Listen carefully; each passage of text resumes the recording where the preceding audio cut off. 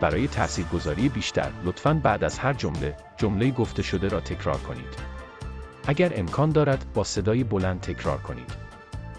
خدایا، برای ثروتی که به زندگیم سرازیر می شود، سپاسگزارم.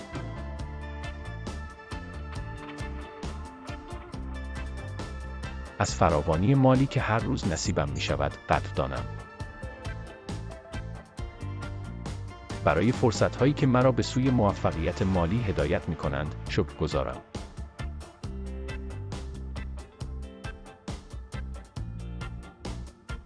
سپاس از نعمت‌های بی‌پایانی که در زندگیم جاری است.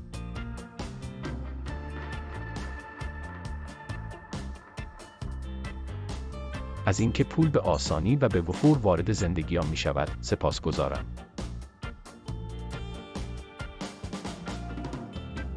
من شایسته ثروت و موفقیت هستم.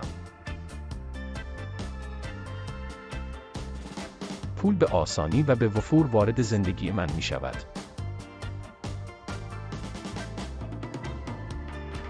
هر روز، از هر جهت، ثروتمندتر و موفقتر می شوم.